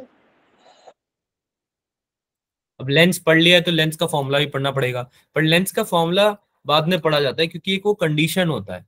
Lens maker formula जो होता है वो जनरलाइज होता है। ठीक है, लेंस मेकर फॉर्मूला मतलब नाम से समझ में आ रहा है कि हम लेंस का जो फॉर्मूला है उसको मेक कर रहे हैं ना, लेंस को कैसे बनाते हैं, लेंस को कैसे बनाते हैं हम उस चीज के लिए एक फॉर्मूला बना रहे हैं कि हम लेंस हमारा बनाएं कैसे। लेंस बनाने के लिए एक बेसिकली फॉर्मूला बना रहे हैं हम, ताकि उसके जो एट्रीब्यूट्स है ना, उसकी जो डायमेंशन है उसको क्या रखें हम। ठीक है, तो ये आपको स्फेरिकल सर्फेसिस वाला फॉर्मूला दिख रहा है क्या, रिफ्रैक्शन थ्रू स्फेरिकल सरफेस अभी पढ़ के आए हो जो तुम, Yes, sir. है ना। स्फेरिकल सरफेस से जो हमने रिफ्रैक्शन पढ़ा था अभी, वो आपका n2/b माइनस n1/u, है ना, equals to n2 minus n1/r, अभी पढ़ के आए हो जस्ट तुम इसको। ठीक है, अब आपको क्या देखना है कि for refraction from first surface ABC, ABC तो है तुम्हारा कर्व्ड सरफेस जिससे रिफ्रैक्शन हो रहा है ना। तो इसको ऐसा समझ लो कि ये लेंस का एक पार्ट हो गया, है ना, लेंस का एक सरफेस हो गया। तो इसके लिए हम क्या लिख देंगे भाई, n1/ob, ob हमने ले लिया u, n1/ob plus n2/bi1, bi1 क्या है तुम्हारा, इमेज डिस्टेंस है क्या, Yes, sir. है ना, equals to n2 minus n1/r1। ठीक है, ये पहली इक्वेशन है, इसको याद रखना। तो पहली इक्वेशन के बाद हमने क्या किया, रिफ्रैक्शन करा दिया for refraction at second interface. अब सेकंड इंटरफेस के लिए देखो, राइट में कन्वेक्स साइड, कॉनकेव साइड चले गए क्या हम, फर्स्ट वाले में तो तुम देखो ये वाले सरफेस पे थे ना जो कॉन्वेक्स साइड था, है ना। अब राइट वाला भी, दूसरा वाला भी कॉन्वेक्स ही है, लेकिन वो अगर लेफ्ट साइड से देखेंगे तो कॉनकेव पड़ेगा। यानी कि हमने एक लेंस का पहले तो ये वाले साइड पे रिफ्लेक्शन का फॉर्मूला लिखा, फिर इस वाले साइड पे लिख रहे हैं। बात समझ में आई? Yes sir. है ना। तो जब सेकंड वाले पे लिखेंगे तो हमारा n1 अपॉन डी आई आ जाएगा। डी आई क्या है? डी और आई क्या है? ये object distance, object distance sir. ठीक है। और n2 upon D I one, D I one क्या है? Image distance. Image distance. बात समझ में आई? Yes sir. ठीक है। अच्छा, इस साइड से अगर रिफ्रैक्शन हम देख रहे हैं तो हम फॉर्मूला तो ये लगा रहे हैं, n1 upon D I minus n2 upon D I one equals to n2 minus n1 upon minus r2। अब माइनस r2 इसलिए ले रहे हैं क्योंकि इस बार आप सेकंड सरफेस के लिए देख रहे हो ना, तो सेकंड सरफेस का कर्व किधर है? आपको देखो r में कभी भी कंफ्यूजन हो ना कि सर r को क्या लें, पॉजिटिव लें या नेगेटिव लें, तो हमेशा क्या देखना? कर्वेचर। क्या देखोगे? कर्वेचर। कर्वेचर। कर्वेचर मतलब अगर ये वाला कर्वेचर है तो इसका अगर रेडियस किधर आएगा? इधर की तरफ आएगा ना, राइट साइड। अरे बेटा, इसका जो स्फेरिकल सरफेस है जिससे कट के ये बना हुआ है वो तो राइट साइड ही आएगा ना। Yes sir. तो इसका आर हमेशा क्या आएगा? Negative, sorry positive, positive. है ना। और अगर ये सरफेस है, ये नहीं सॉरी, ये सरफेस है तो इसका आर हमेशा लेफ्ट में आएगा, है ना। तो इसमें क्या आ जाएगा? आर हमेशा नेगेटिव। नेगेटिव। ठीक है। तो कर्वेचर के हिसाब से आप डिसाइड करना, बाकी सब इजी होगा। तो जैसे इसका कर्वेचर लेफ्ट साइड में है, ठीक है, तो इसका आर क्या आ जाएगा? माइनस r2, नेगेटिव आ जाएगा। ठीक है। अब हमने फर्स्ट और सेकंड दोनों की हेल्प से एक कॉमन इक्वेशन निकाली, n1 upon O B plus n2 upon B I one plus n1 upon D I one minus n2 upon D I one equals to n2 minus n1 into 1 upon r1 minus 1 upon r2। पहले हमने r1 लिया था, ध्यान आ रहा है? Yes sir. r1 positive लिया था। क्यों r1 पॉजिटिव क्यों लिया था? Sir centre of curvature right side में है। हाँ, because curvature was on the right side. Curvature जो था हमारा वो राइट साइड में था। कूल। और यहाँ पे यस हमारा सर। कर्वेचर लेफ्ट साइड में, इसका R2 हो जाएगा। दोनों का अलग अलग होगा ना बच्चों, हमने बात करी थी ना, देखो लेंस बनाते वक्त। ये देखो, एक का R1 आ रहा था, एक का R2 आ रहा था। अरे याद आ रहा है? बात करी थी ना, R1 और R2 अलग अलग आ रहे थे ना दोनों के। तो हम यहाँ पे भी एक जनरलाइज केस ही तो लेके चलेंगे। हम इक्वल क्यों माने R1 R2 को? अगर दिया हुआ है क्वेश्चन में तो अलग बात है, पर यहाँ हम इक्वल थोड़ी मानेंगे। अरे हाँ या ना? Yes sir. नहीं समझ में आ रहा? सर आ गया समझ। ठीक है।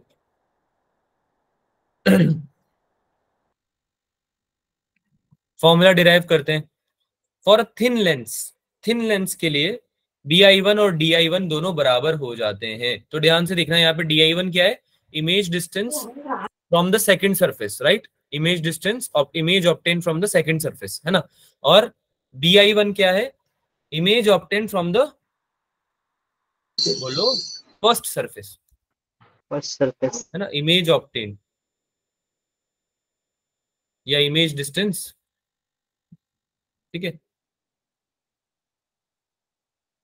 फर्स्ट सरफेस से।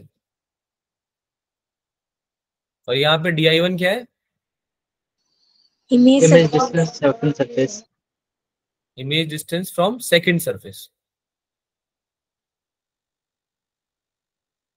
ठीक है। क्लियर है? तो यहाँ पे क्या यस लिख दिया सर। हमने? n1 upon O B plus n1 upon D I equals to n2 minus n1 upon 1 by r1 minus 1 by r2। ऐसा क्यों किया हमने? क्योंकि हमारा n2 के नीचे जो दोनों चीजें थी उनको देखो ध्यान से, थिन लेंस हमने माना है ये, और हमारा बी आई वन और डी आई वन दोनों क्या था? बराबर था ना। Equal sir. तो कैंसिल हो गया ना वो। अरे यार, n2 yes upon sir. B I minus n2 upon D I one, ये कैंसिल हो जाएगा ना, दोनों अगर सेम आ जाएंगे तो डिनोमिनेटर में कैंसिल हो जाएगा ना, तो जीरो हो जाएगा। तो n1 upon O B plus D n1 upon D I equals to n2 minus n1 upon, sorry n2 minus n1 into 1 upon r1 minus 1 upon r2। ठीक है, आगे चलते हैं। n1 upon O B plus n1 upon D I, ये तो हमने लिख लिया। आगे equals to n2 minus n1 upon into 1 upon r1 minus 1 upon r2। ये आपका अभी तक का थर्ड इक्वेशन आया है। अब आगे चलते हैं। अब तुमको क्या मानना है कि जो ऑब्जेक्ट है वो इन्फिनिटी पे है ना। जनरली हम पैरेलल रेज लेते हैं ना, तो इन्फिनिटी से ही कंसिडर करते हैं, ठीक है। यस तो अभी सर। हमको एक फॉर्मूला डिराइव करना है, तो हमको एक केस लेना पड़ेगा, राइट। बेटा बात समझ में आ रही यस है सर। मेरी। हमको फॉर्मूला यस डिराइव सर। करना है, तो हमको एक केस लेना पड़ेगा कि ऑब्जेक्ट कहाँ पे। जब तक तुम ऑब्जेक्ट डिस्टेंस को स्पेसिफाई नहीं करोगे तब तक तुम फॉर्मूला डिराइव कैसे करोगे, है ना। हमको, तुम ध्यान से समझो, फॉर्मूला जो है हमारा लेंस मेकर फॉर्मूला, क्या उसमें कहीं भी यू या वी मेंशन्ड है क्या? No sir. नहीं, क्योंकि हम लेंस बना रहे हैं अभी। समझ में आ रही है आपको ये बात? आप लेंस को मेक कर रहे हो, you are making the lens, है ना। तो आप उसमें ऐसा थोड़ी छोड़ सकते हो उसको कि भाई कोई ऑब्जेक्ट डिस्टेंस आएगा उसके हिसाब से आप लेंस बनाओगे हर बार ना। लेंस तो बन जाता है एक बार में, तो अब तुमको तो सबके लिए बनाना पड़ेगा ना वो। तो आप क्या करोगे भाई, आप मैक्सिमम ऑब्जेक्ट डिस्टेंस के लिए बना दोगे। मैक्सिमम ऑब्जेक्ट डिस्टेंस क्या हो सकती है? इन्फिनिटी। है ना, इन्फिनिटी पे, इसलिए तुमने रख दिया ऑब्जेक्ट तुम्हारा ओबी तुमने रख दिया इन्फिनिटी पे। तो डीआई तुम्हारा कहाँ आ जाएगा? अपने आप फोकस पे आ जाएगा, है ना। Infinity focus. से आने वाली लाइट रेस फोकस से पास करती है। बात समझ में आ रही है? Yes sir. है ना। तो भाई n1 अपॉन एफ, एफ क्यों लिखा मैंने? क्योंकि डी क्या है? एफ हो गया, फोकल फोकस। लेंथ हो गई, है ना। और n2 minus n1 upon n1, क्योंकि मैं n1 को नीचे ले आया हूं। ये दिख रहा है सबको? यहां से n1 को मैंने कहा ले लिया, नीचे ले लिया ना। Yes sir. तो ये बन गया n2 minus n1 into 1 minus r1 minus 1 upon r2, ठीक है। ये तुम्हारा लेंस फॉर्मूला है। यहाँ पे n21 माइनस 1 इसलिए लिखा है मैंने क्योंकि ये nothing but, it is nothing but refractive index of 2 with respect to 1, है ना। ऐसे लिखते हैं ना इसको, n21। Yes, अरे यस sir. बात सर। समझ में आ रही है बेटा? इसको सॉल्व करोगे, n2 minus n1 upon n1 को सॉल्व करोगे तो ये क्या बनेगा? n2 अपॉन n1 माइनस 1, यही बनेगा ना। Yes, sir. Yes sir. तो इसमें n2 अपॉन n1 को मैं ये लिख सकता हूँ ना कि refractive index of 2 with respect to 1। Yes sir. बात समझ में आ रही है? अरे 1 के कंपैरिजन में तो 2 आ रहा है बेटा। Yes sir. रेशियो का मतलब यही तो होता है, ठीक है। तो ये लेंस मेकर फॉर्मूला है, इसको हमें याद रखना है। अच्छा, हमने 1/f क्यों निकाला? क्योंकि जब भी तुम कोई भी लेंस बनाओगे तो उसका तुम फोकल लेंथ ही तो बनाओगे पहले से। अरे एफ ही तो होता Yes, है ना पहले से डिसाइडेड। बात समझ में आ रही है? ठीक है। तो ये yes. आपका लेंस मेकर फॉर्मूला है, ठीक है। कोई डाउट है इसमें? No, sir. Thin lens formula जल्दी से पढ़ लेते हैं। थिन लेंस फॉर्मूला में कुछ नहीं, तुम बस कुछ चीजें अज्यूम कर लेते हो। थिन लेंस फॉर्मूला जो होता है बहुत छोटे छोटे उसके लिए होता है, बेसिकली डिस्टेंसेस के लिए। तो इसमें हमने क्या किया, n1 upon O B plus n1 upon D I, जो हमारा थर्ड इक्वेशन था, है ना, उसमें हमने क्या किया, ओ बी और डी आई को पहले तो इक्वल कर दिया थिन लेंस के लिए। यही लिखा था ना लास्ट टाइम भी, देखो, फॉर अ थिन लेंस, है ना। Yes, sir. तो थिन लेंस के लिए हमने क्या किया, इसको बराबर कर दिया ओ बी डी आई को और इसको इसको ओ बी को, ठीक है। तो ये आपका आ गया n1 upon F, n1 upon F equals to n2 minus n1। बाकी का पूरा तो राइट वाला सेम ही है, राइट। अच्छा, n1 upon O B plus n1 upon D I equals to n1 upon F से निकाला है हमने ये। इसको इसको समझाऊं या समझ में आ गया ये? सर आ गया। पक्का? समझाओ। सर मैंने लेंस मेकर फॉर्मूला पुट किया ना सर इसमें। हाँ, मिरर फॉर्मूला भूल सर गए आ क्या गया। हम लोग? No, sir. No, sir. बेटा ऊपर n1 है उसको तो इग्नोर कर दो, तो 1/u plus 1/v equals to 1/f ही तो बचेगा। Yes, sir. ओबी क्या था? u, डी क्या था? v, और f तो लिखा ही हुआ है। समझ में आया ना? ये 1/u plus 1/v equals to 1/f से निकाला है। अरे हाँ या ना तो बोल दो, यस सर। Yes, sir. है ना। तो इसकी जगह हमने ओबी और डी की जगह n1 अपॉन एफ रख दिया, ठीक है। अब तुमको बीओ को तुम ले रहे हो, बीओ को तुम ले रहे हो माइनस यू इसलिए क्योंकि लेफ्ट साइड में रखा हुआ है तो माइनस ले रहे हो। लेंस के लेफ्ट साइड में है तो माइनस, राइट साइड में है तो, Plus. प्लस। और डी को प्लस वी ले रहे हो। तो ये इससे तुम्हारा फॉर्मूला आता है, ये 1/v minus 1/u equals to 1/f, ठीक है। बात समझ में आई? ये थिन लेंस का फॉर्मूला है, थिन लेंस के लिए अप्लाई होता Yes. है। ठीक है। अदरवाइज तो लेंस मेकर फॉर्मूला तो है ही सही तुम्हारे पास यूज करने के लिए, है ना, आप उसको यूज कर ही सकते हो। बात समझ में आ रही है?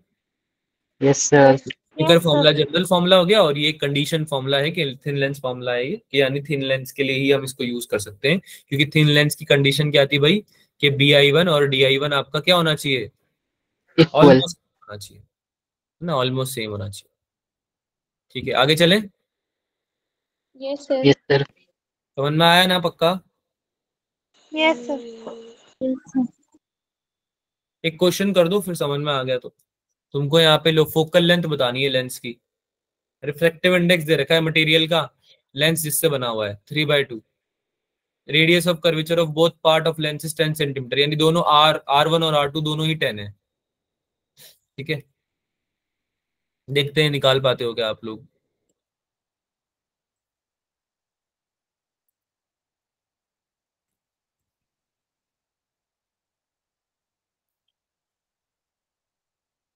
बहुत इजी सवाल है ये, से कर रहे हैं। करो।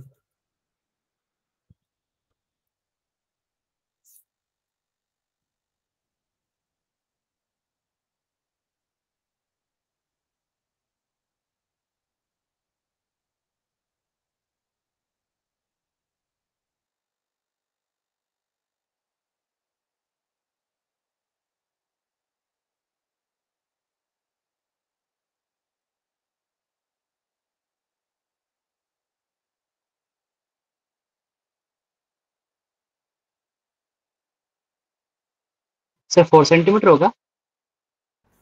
क्या है? 4 सर। 4 नहीं आएगा बेटा, आपने इसमें ये नहीं लिया होगा ना, इसमें रिफ्रैक्टिव इंडेक्स का यूज किया आपने। सर ये चेक करते हैं सर।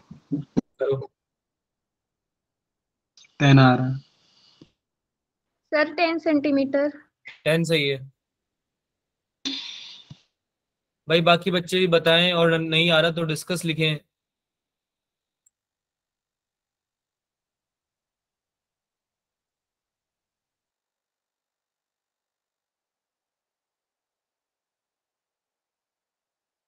सर हो गया सर, 10 आ रहा है।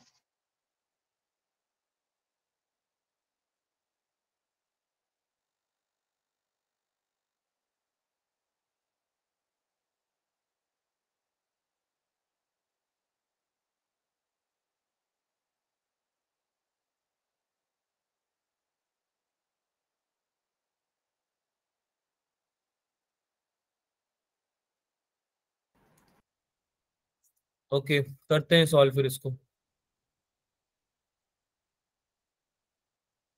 बेटा अभी थोड़ी देर पहले फॉर्मूला पढ़ाया था तुमको इसका, ये देखो लेंस मेकर फॉर्मूला पढ़ाया था ना, Yes, sir. 1 yes upon sir. F equals to N relative -1 into 1/R1 - 1/R2, यही तो लगाना था बेटा यहाँ पे। 1/f फोकल लेंथ निकालनी है, एन रिलेटिव n/1 है ना, यहाँ पे तो n/1 3/2 ही है, Yes, sir. -1 into 1/R1 - 1/R2, यही है। अब यस इसमें सर। मेन ट्विस्ट क्या था, कि एक तो R आएगा 10 और एक आएगा R आएगा -10, -10। है ना, यही था मेन ट्विस्ट। ये एन रिलेटिव तो 3/2 है, ये तो तुम डायरेक्ट लगा ही देते फॉर्मूले में, यहाँ पे तुमको लगाना था 1 - 10 अपॉन 1 अपॉन -10 -10, है ना, तो ये आपका फोकल लेंथ जो आएगा वो कितना आ जाएगा, सर 10 सेंटीमीटर आ जाएगा। +10 सेंटीमीटर। Yes sir. ठीक है, Yes, sir. अब इसमें समझने वाली बात है कि मैंने R1 और R2 में से R2 को क्यों लिया माइनस। सर R2 सर दूसरी साइड, जिस साइड से उनका सेंटर ऑफ कर्वेचर हाँ, लेफ्ट साइड में आ जाता है, तो माइनस R1 मिल जो है गया। आपका इधर की तरफ आ रहा है, तो R1 तो मेरा क्या आ गया भाई, R1 सॉरी R2 जो है आपका वो आ रहा है इधर की तरफ लेफ्ट साइड में, है ना। अच्छा अगर मैं अपोजिट लेता तो कुछ और आंसर आता क्या, नो सर। देख के बताओ। Sir. अपोजिट लेके आंसर निकाल के बताओ। सर बस यस सर। नेगेटिव साइन आ सर जाता फोकस साथ सर। में, हम्म, नेगेटिव साइन आ जाता साथ में। नेगेटिव आ जाता साइन, पक्का आंसर 10 ही आता। No.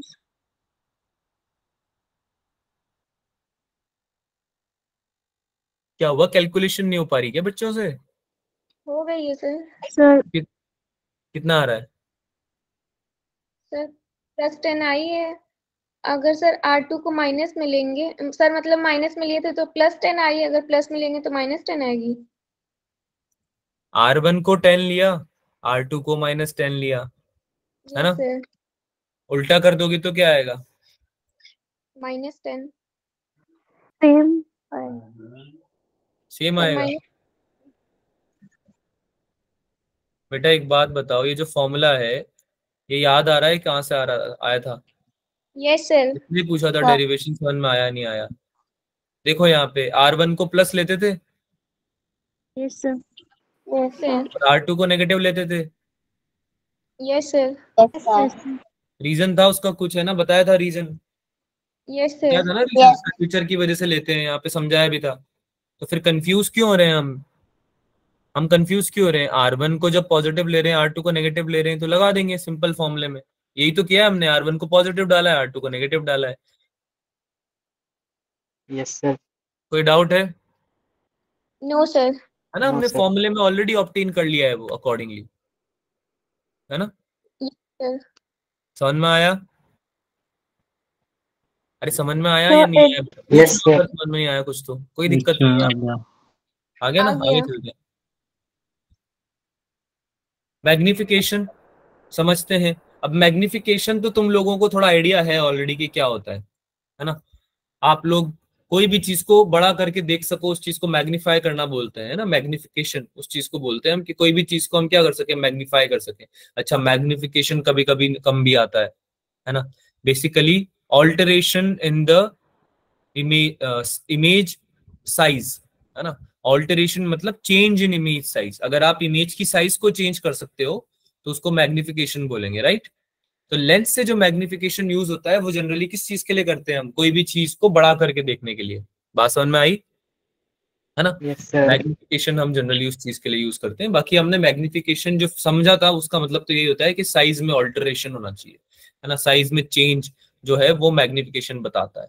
तो लीनियर मैग्निफिकेशन क्या होता है भाई? पढ़ा हुआ ये तो हमने, height of image upon height of object. Height of object. तो हमारा सिंस ये कन्वेंशन तो यहाँ पे भी अप्लाई होता है कि जो आपका प्रिंसिपल एक्सिस है उसके नीचे की चीज को हम क्या ले लेते हैं, नेगेटिव, और ऊपर की चीज को क्या ले लेते हैं, पॉजिटिव, पॉजिटिव। है ना? तो अभी तुमने पढ़ा ना, इन्वर्टेड इमेज बनती है जैसे इससे, कॉन्वेक्स लेंस से, है ना? तो नीचे की तरफ इमेज बनी तुम्हारी, तो उसको -h' ले लिया तुमने और +h ले लिया ऑब्जेक्ट की हाइट को, height of object, right? Yes sir. Yes. और फॉर्मूला ये वाला पता ही है हमको, -v/u होता है m के लिए। लेकिन जो ये आपका आया लेंस का फॉर्मूला मैग्निफिकेशन का, वो प्लस वाला आता है, +v/u। मिरर में क्या आ रहा था? -v/u। और यहाँ पे क्या आता है? +v/u, है ना? क्योंकि यहाँ पे तुम्हारा इमेज आ रहा है नीचे, ऑब्जेक्ट आ रहा है ऊपर। इमेज आ रहा है राइट साइड में, ऑब्जेक्ट आ रहा है लेफ्ट साइड में। बात समझ में आ रही है? वो कंडीशन ऐसी बन यस रही सर। है ना? यस कंडीशन ऐसी सर। बन रही है। सेम कंडीशन अगर मिरर में भी बन रही होती तो वहां पे भी +v/u आता। क्या आपको ये बात समझ में आई? Yes sir. है ना? हमारा मैग्निफिकेशन होता height of image upon height of object ही है, जो मैग्निफिकेशन का फॉर्मूला हम निकाल के लाते हैं, है ना? वो तो यही होता है। क्योंकि बेटा आप ऑब्जेक्ट के मुकाबले हाइट कितनी चेंज हुई, यही तो तुमने डेफिनेशन क्या बताई मैग्निफिकेशन की? यही तो बताई ना, कि अगर तुम्हारी ऑब्जेक्ट इतना था तो इमेज इतनी आई, है ना? ऑब्जेक्ट के मुकाबले कितनी बड़ा चेंज हो गई साइज इमेज की, यही तो होता है मैग्निफिकेशन का डेफिनेशन, है ना? यस तो ये सर। तो तुमने डेफिनेशन से निकाला है फॉर्मूला, तो वो तो बदल नहीं सकता। और v/u तुम ज्योमेट्री से लेके आए थे, सिमिलर ट्राइंगल्स लगाए थे ना हमने 10th में, याद है? डेरिवेशन किया था इसका सिमिलर यस ट्राइंगल्स, है ना? तो तुमने v/u वहां से निकाल के लाया। तो अगर u तुम्हारा लेफ्ट साइड में रखा हुआ है तो उसको माइनस लेते हो, राइट साइड में रखा हुआ है v तो उसको पॉजिटिव ले लेते हो। तो उसी से फॉर्मूला निकल के आया है ना? और कुछ याद नहीं रहे नहीं रहे, ये जरूर याद रखना है कि लेंस के केस में m क्या होता है भाई? यू। v/u। v/u, है ना? मैग्निफिकेशन का होता है v/u, और मिरर में क्या होता है? -v/u। ठीक है, याद रहेगा? -v/u। Yes sir. ठीक है। इरेक्ट इमेज के लिए m पॉजिटिव रहता है और इन्वर्टेड इमेज के लिए m नेगेटिव हो जाता है। अगर इन्वर्टेड इमेज है आपकी तो एम नेगेटिव हो जाएगा। कॉन्वेक्स कॉनकेव लेंस में दिख रहा है आपको? कॉनकेव लेंस में इमेज कहाँ बन रही है? इरेक्ट बन रही है ना। तो इरेक्ट इमेज के लिए तो एम पॉजिटिव रहेगा और इन्वर्टेड इमेज के लिए एम नेगेटिव रह जाएगा। अभी तुम्हें याद रखने की कोई जरूरत नहीं है सच, तुमको बेसिक चीज पता होनी चाहिए। बेसिक चीज जो है सबसे बड़ी वो है ये कि लीनियर मैग्निफिकेशन आपका होता है height of image upon height of object, बस। बाकी सब चीजें काम की है ही नहीं, है ना। और ये फॉर्मूला ये भी तो तुम्हें याद रहेगा ऐसे ही, इसमें कोई दिक्कत है नहीं। ठीक है, आगे चले। एक कुछ क्वेश्चन करेंगे। एक पावर ऑफ लेंस लास्ट पढ़ लेते हैं। पावर ऑफ लेंस तुमको पता है क्या होता है कि भाई इसको डिफाइन ऐसे करते हैं कि ये कितना आपका जो है लेंस जो है वो कितना अकोमोडेट कर सकता है लाइट। बेसिकली आपका जो एंगल है वो कितना कन्वर्ज या डाइवर्ज कर सकता है ना लाइट बीम को, यही तो होती है power. The angle by which it converges और diverges a beam of light falling at a unit distance from optical centre. यानी कि ऑप्टिकल सेंटर से अगर कुछ यूनिट डिस्टेंस पे वो फॉल कर रही है लाइट आपकी, तो आप का जो लेंस है वो उसको कितना कन्वर्ज कर सकता है। कितना मतलब एंगल, कितने का मतलब क्या है? एंगल। ये आपका पावर डिफाइन करेगा। तो इस बात को समझो कि तुम जब चश्मा लगाते हो तो कोई तुमसे पूछता है ना कि पावर कितनी है, चश्मे की पावर कितनी है ना।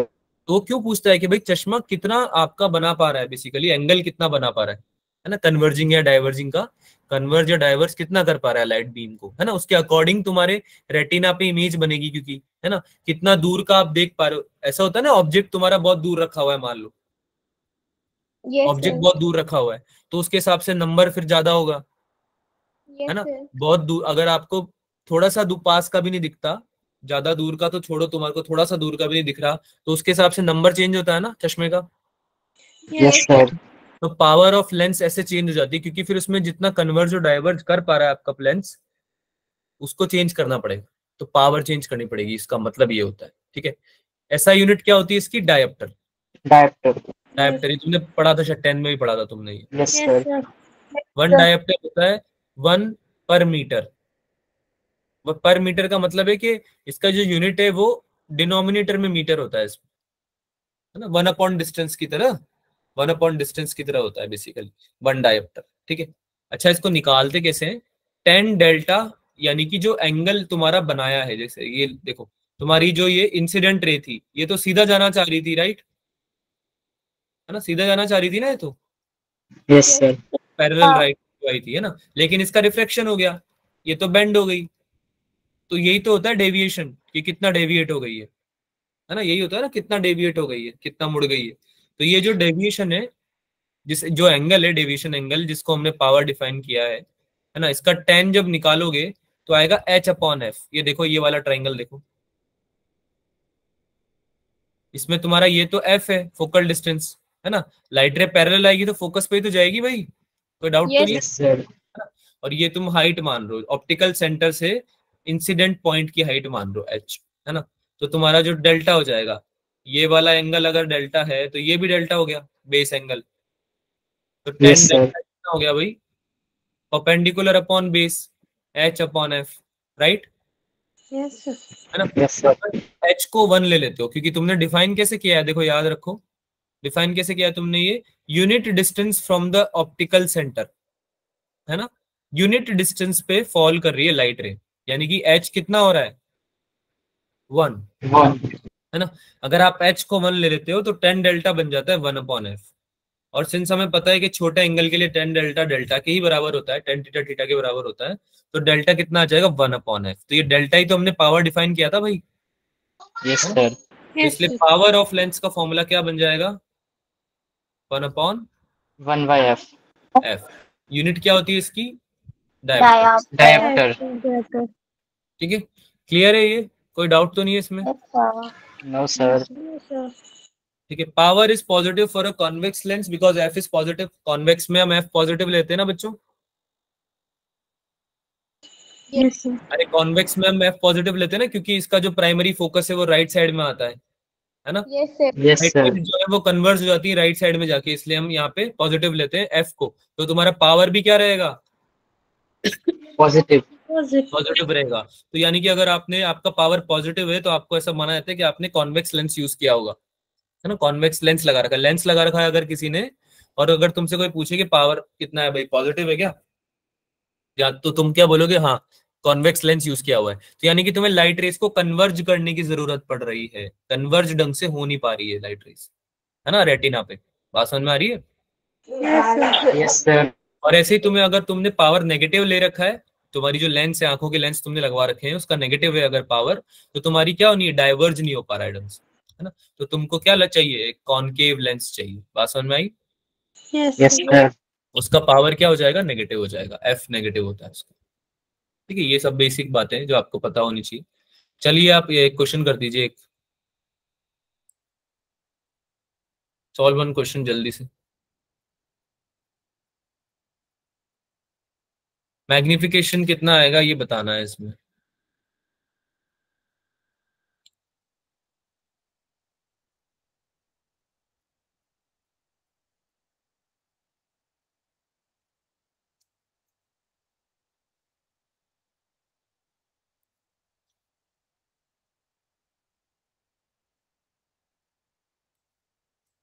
कॉन्वेक्स लेंस है तो फोकल लेंथ प्लस आएगी माइनस आएगी? Sir plus. प्लस, है ना, एफ पॉजिटिव लेना, 5 प्लस 5 सेंटीमीटर।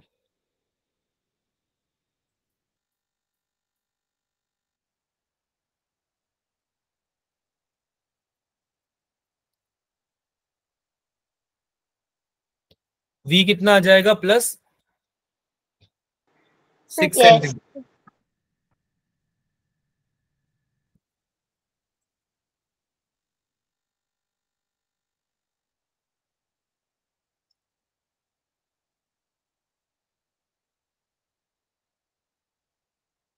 मैग्निफिकेशन का फॉर्मूला याद रखो, M equals to V by U, है ना। पहले यू निकाल लो, लेंस फॉर्मूले से यू निकाला, कितना आया? Sir, 30. -30। 30 आ रहा है। Yes. फॉर्मूला भूल गए क्या? No, sir, याद है। F equals to plus 5 centimetre, B equals to कितना आ रहा है, प्लस 6 सेंटीमीटर, है ना। यू निकालने के लिए क्या लगाएंगे, लेंस फॉर्मूला, Yes, 1 बाई sir. V minus 1 by U equals to 1 by F. Yes, sir, -30. हाँ हाँ, गलती कर दी सर, लेंस की जगह मिरर फॉर्मूला लगा दिया हमने, है ना। नहीं सर, लगाया लेंस ही था, वो माइनस यू के साथ लिखा था तो वो आंसर के साथ लिखना भूल गई।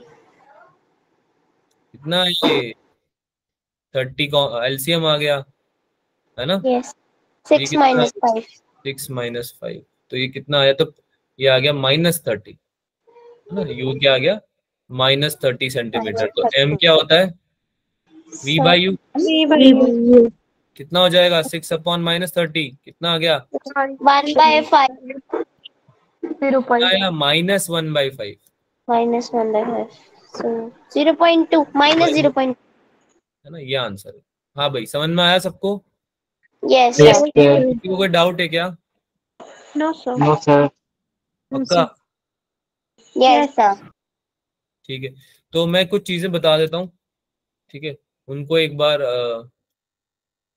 पढ़ लेना, ठीक है। एक बार जो मैं चीजें बता रहा हूँ उनको पढ़ लेना। तो आप लोगों को अभी के लिए, आज और कल का टाइम है तुम्हारे पास, तो तुम लोगों को फिजिक्स में बता रहा हूँ क्या करना है। वर्क पर एनर्जी के आपके जो भी क्वेश्चंस हैं इसके मॉड्यूल के ऑब्जेक्टिव वाले, वो कर लेना अगर नहीं किए हो तो।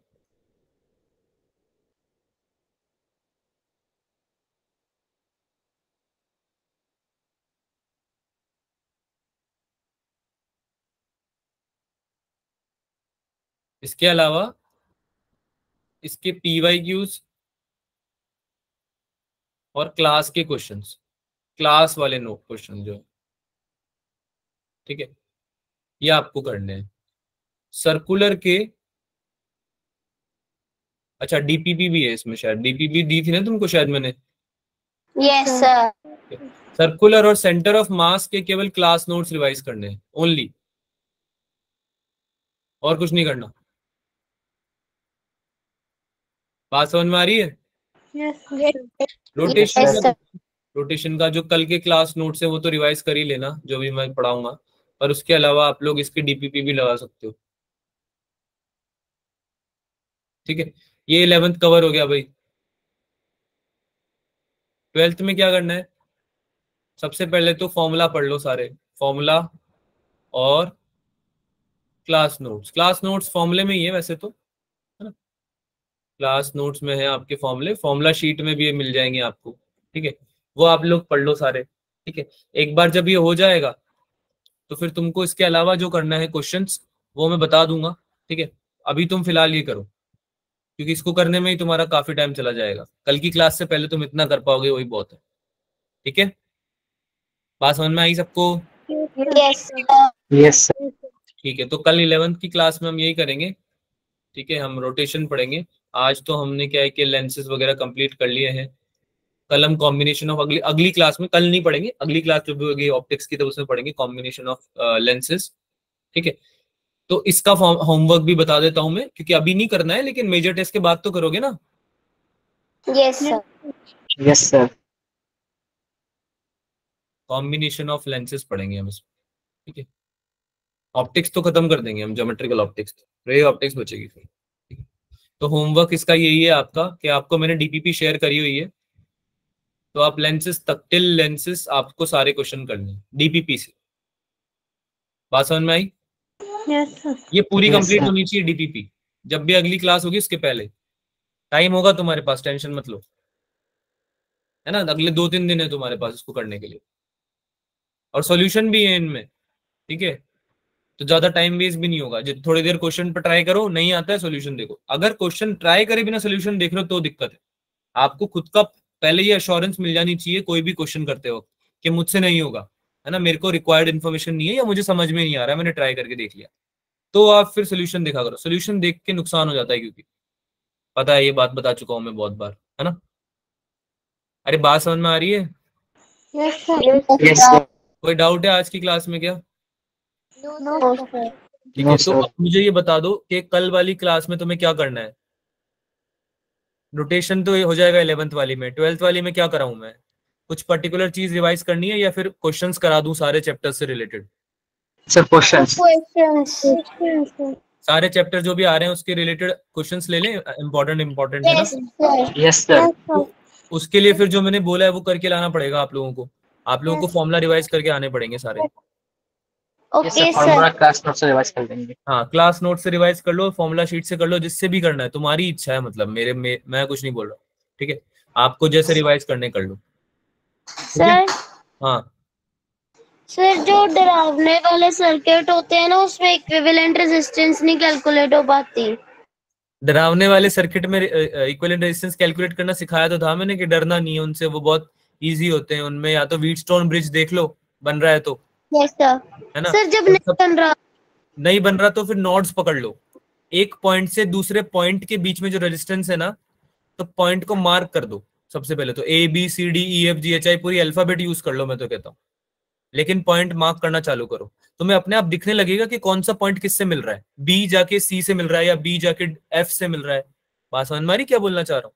बहुत Yes, sir. हेल्पफुल होती है तरीका है, मैंने तुमको पहले क्वेश्चन भी कराया हुआ है इस चीज पे। आप ABCD मार्क करना चालू कर दिया करो, जो 2 पॉइंट के बीच में रजिस्टर है ना, उन दोनों पॉइंट्स को मार्क कर दो कुछ ना कुछ ABCD। उससे क्या है कि सिंप्लीफाई करने में इजी हो जाता है रेजिस्टेंस पे। ओके सर ठीक है, चलो भाई, मिलते हैं अगली क्लास में। Ta-ta bye bye. Bye sir thank you thank you sir. Bye bye.